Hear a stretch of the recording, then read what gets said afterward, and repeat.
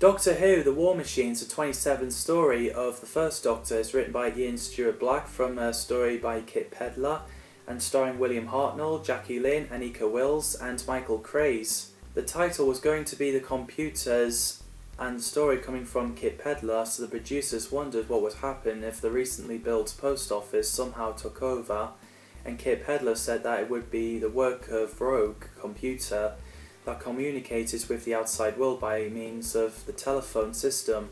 And the producers loved the idea, so they let Kit Pedler develop the idea of the story, and Pat Dunlop was originally going to write the story, but Pat was busy with other work, so it went to Ian Stewart Black. So they decided to set the story on present day because the producers felt that the audience are getting bored with historical episodes, as it's been a majority story of the show to date at the time. So it begins with the Doctor and Dodo landed in London 1966, and I loved it when the Doctor put out of order sign on his TARDIS so the policeman wouldn't use it, which is handy, because the TARDIS will definitely be mistaken as a real police box if you landed in 1960s.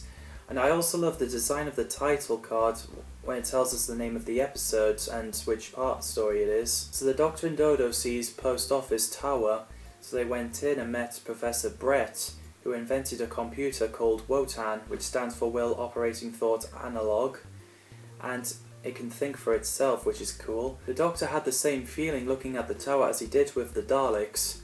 We also meet a future companion, Polly. So after the Doctor and Dodo ask Wotan a question, Polly takes Dodo to a nightclub, and Kitty mentions that a sailor sits around and does nothing. And speaking of which, he comes in and does exactly what Kitty said to Polly and Dodo. This is a great meeting with Polly and the sailor, Ben Jackson. So the Doctor goes to a meeting with Sir Charles Summer, while Professor Brett is getting hypnotised by Wotan, which is scary. So he goes to the meeting and takes Professor Crimpton to his office so he gets hypnotised, after Major Green gets hypnotised as well. So they phone Dodo and she gets hypnotised as well, so she went off. The Doctor arrives in the nightclub meeting up with Polly, Kitty and Ben, and realising that Dodo is missing. So Dodo goes into the office asking about her instructions, and I love the sound effects that Wotan makes.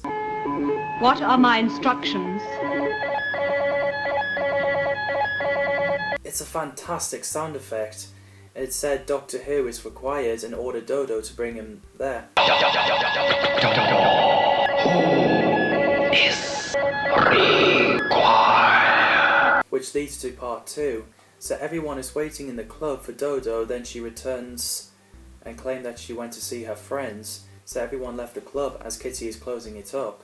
The tramp got out of the cab and asked for a change, so Polly helps the payment for taxi. So the Doctor, Dodo and Polly went off to see Charles. So the tramp went in the warehouse and it's full of people brainwashed by Wotan preparing the war machine and killed the tramp, as he's not allowed to escape. I definitely don't want to be in there. So the next morning the Doctor sees a newspaper about the same tramp that got killed. So Dodo wanted the Doctor to go to Professor Brett, so he decided to give him a phone call, but he was about to get hypnotised, but at least he managed to throw the receiver away before he gets hypnotised.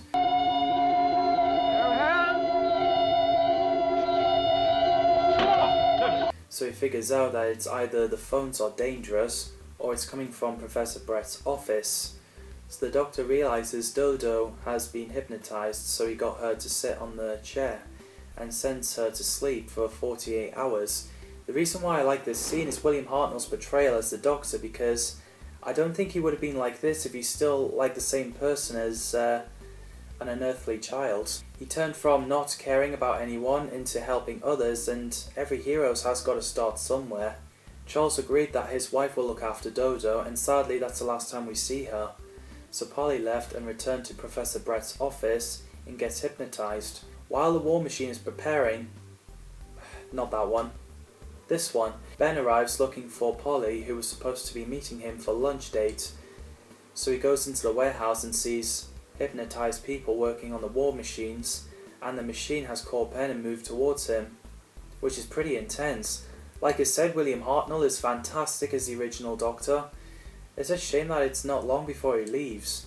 Jackie Lynn as Dodo Chaplet is likeable and liked her chemistry with the Doctor. Anika Wills played Polly. According to Fandom Wiki, Her last name is Wright. Don't think she's related to Barbara, who's a secretary at Professor Brett's office. And Michael Craze is Ben Jackson, who's a sailor, and they're all the first companions to see the Doctor regenerating. I love those two companions, they're so likeable. John Harvey, Alan Curtis and William Mervyn as Professor Brett, Major Green and Sir Charles Summer did a fantastic job, as so does the rest of the cast and crew. I love the design and sound effects of the War Machine. It's so hard to buy that it's a low budget series because it's that good. The machine is built by hypnotised people to create war in London in order to take over. So Major Green warns hypnotised people that there's an intruder as Ben tries to get out. Polly came, who's slowing him down, and Ben blew his chances of getting out by trying to get Polly out. So he gets taken to Major Green and Polly suggested that he should work with them, so they agreed. Meanwhile, the Doctor and Charles are worried about the youngsters. As Polly tells Ben what's going to happen after the War Machine is prepared, Ben makes an escape and returns to Charles's office and warns them about people and war machines. Sadly, Charles doesn't believe Ben, but thankfully the Doctor does. So however, Charles calls the minister to arrange for the army before the war begins in the afternoon. Polly gets punished for letting Ben escape, so she goes back to Professor Brett's office. We get a great action between the soldiers and the war machine, and the Doctor stood in front of it, but then it stopped, so the news reported that London is unsafe and tells people to stay indoors. As the Doctor takes a look at a war machine, Ben sees a TARDIS key dropped on the floor from the Doctor's cloak and picked it up, which is how he and Polly got inside the TARDIS at the end. So the Doctor meets the Minister, and Major Green is back to himself and doesn't even remember the Doctor, like a hangover, while there's another war machine on the loose. So then they use a magnetic field to capture a war machine and switched it off. So while Ben quickly gets to the office to get Polly, the war machine goes to the office and destroys Wotan. Sadly, Professor Crimpton is killed, but Professor Brett is back to himself, and everyone arrived, and we find out that the war machines are waiting for orders that'll never come. So in the end, the Doctor is back to his TARDIS. Ben and Polly told the Doctor that Dodo wants to stay in London, which is a pity. So the Doctor goes back in the TARDIS, and Ben and Polly let themselves in, and the TARDIS disappeared with two people looking at it, and just walked off. Man, I really love this serial. It's my top 3 favourite Hartnell stories, and it's the first black and white serial I've watched in my life, as my mum got me the DVD for Christmas when I was a kid, which is nice. What do you guys think of this story? Let me know in the comments down below. As always, thanks for watching, and see you in the next video.